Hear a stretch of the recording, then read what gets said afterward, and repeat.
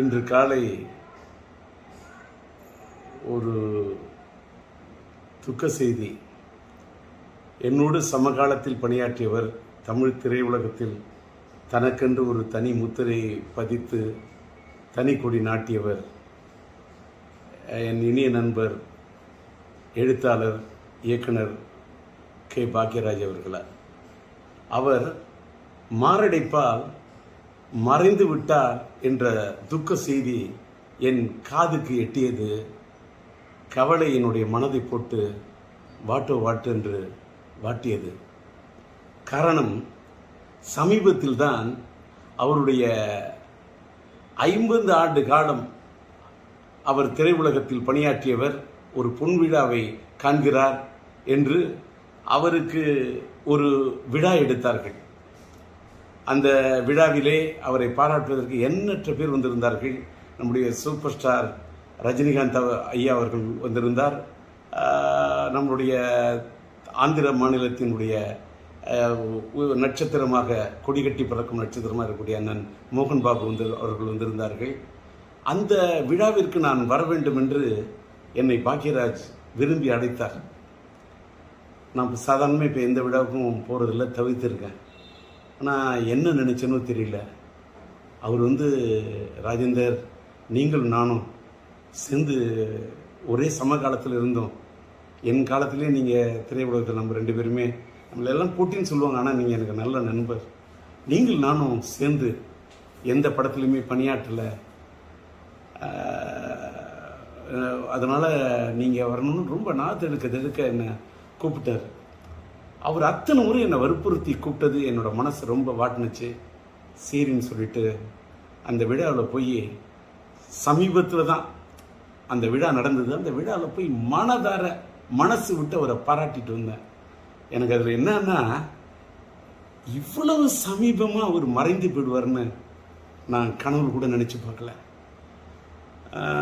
ஆனால் ஒரு சின்ன அவர் மறைந்து விட்டார் என்பது துக்கம் தாங்கலை, நெஞ்ச வாட்டுது.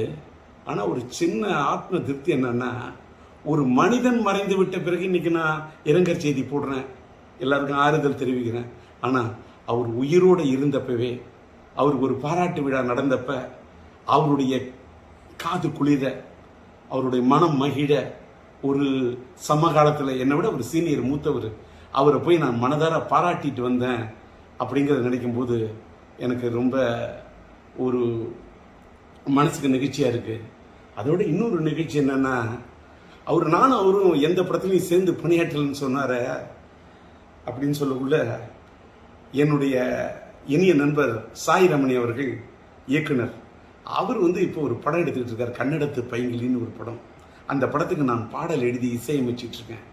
அந்த படத்தில் ஒரு கதாநாயகனுடைய தந்தையார் கதாபாத்திரத்திலையும் தாயார் கதாபாத்திரத்திலையும் நம்முடைய கே. பாக்யராஜ் அவர்களையும் பூர்ணிமா பாக்யராஜ் அவர்களையும் நடிக்க வைக்க இருக்கிறேன் என்று அவர் சொல்லிவிட்டு, டி. ராஜேந்தர் பாடலாசிரியர் எழுதி இசையமைக்கக்கூடிய இந்த படத்தில் அவர்கள் இருவரையும் இணைப்பது என்பது எனக்கு ஒரு பெருமைக்குரிய விஷயம் என்று சாய் ரமணி சொன்னார். அந்த படத்தின் படப்பிடிப்பு நடந்து அந்த படப்பிடிப்பு நிறைவடையக்கூடிய சூழ்நிலையில் இவர் இப்படி ஒரு முடிவுரை எழுதி விடுவார் என்று நான் நினைத்து பார்க்கவில்லை.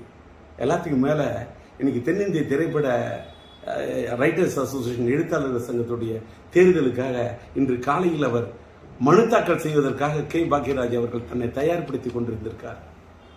ஆனால் விதி எப்படி விளையாடி இருக்கிறது பாருங்கள். யமலோகத்தில் யார் இவரை கதை திரைக்கதை எழுத, வசனம் எழுத அழைத்தார்கள் என்று தெரியவில்லை. அங்கே சென்று போய் இவர் மனு தாக்கல் செய்து விட்டாரே. இங்கே எழுத்தாளர் சங்கத்தில் நிற்பதற்கு மனு தாக்கல் செய்வார் என்று நினைத்தால் அங்கே போய் மனு தாக்கல் செய்து விட்டார் என்பதை எண்ணிய போது மனது தாங்கவில்லை.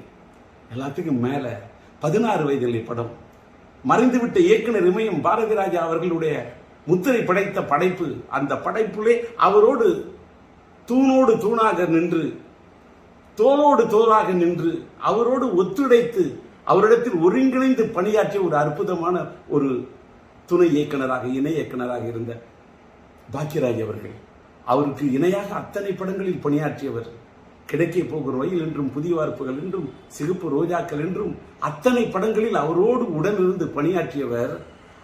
அவர் அந்த இயக்குனர் இமயம் சாய்ந்து மறைந்து, அது 10ஆம் தேதி என்று நினைக்கிறேன், 16 நாட்கள், 16 வயதிலே அவரோடு நட்பை ஏற்படுத்திக் கொண்டு பணியாற்றியவர்.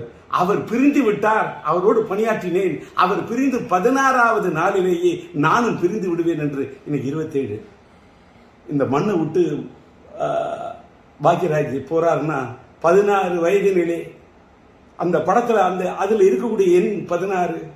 தன்னுடைய குருநாதர் மறைந்து நாட்கள் எண்ணி 16, அதில் என்னை விட்டு சென்று விட்டாயே என்று போய்விட்டாரே, தாங்கவில்லை. சுவரில்லாத சித்திரங்கள், அவர் எடுத்த படம் சுவரில்லாத சித்திரங்கள். இன்றைக்கு சுவர் இல்லாவிட்டால் சித்திரம் இருக்காது. நீ இல்லாவிட்டால் தமிழ் உலகத்தில் எங்கே சித்திரங்கள் இருக்கும்? நீ எடுத்த படம் ஒருகை ஓசை, ஏன் இவ்வளவு திடீரென்று நினைத்து விட்டாய்? நின்று விட்டது உன் குரல் ஓசை. நீ எடுத்த படம் மௌன கீதங்கள், எங்களை பாட வைத்து விட்டு சென்று விட்டாயே, ஏன் சோக கீதங்கள்? நீ எடுத்த படம் தூரல் நின்று போச்சு, எதற்காக இன்றைக்கு உன்னுடைய மூச்சு நின்று போச்சு? நீ எடுத்த படம் முந்தானை முடிச்சு, ஏன் நிறுத்தி கொண்டாய் நீ விடுகின்ற மூச்சு? எங்கே நின்றது உன் பேச்சு? தாங்கவில்லையே, துக்கம் தாழவில்லையே, எங்கே போய் சொல்வது? அதனால் நீ மறைந்து விட்டாய் என்ற செய்தி கேட்டவுடன் அது ஈட்டி போல் அது என் இதயத்தை தாக்கியது. அதனால் என்னுடைய துக்கத்தை எங்கே போய் சொல்வது? உம்மை இழந்து வாடக்கூடிய உன்னுடைய இல்லத்தாருக்கும் இந்த திரையுலகத்தை சார்ந்தவர்களுக்கும் என்னுடைய ஆறுதலையும் ஆழ்ந்த இரங்கலையும் தெரிவித்துக் கொள்கின்றேன். கலை உலகத்து ரசிக பெருமக்களுக்கு, தென்னிந்திய திரையுலகத்துக்கே, என் இந்திய திரையுலகத்துக்கே நீ பெரிய திரைக்கதை ஆசிரியர். உன் இழப்பு ஈடு செய்ய முடியாத இழப்பாகும். உம்மை இழந்து வாடக்கூடிய ரசிக பெருமக்களுக்கும் என்னுடைய ஆறுதலையும் ஆழ்ந்த இரங்கலையும் தெரிவித்துக் கொள்கின்றேன்.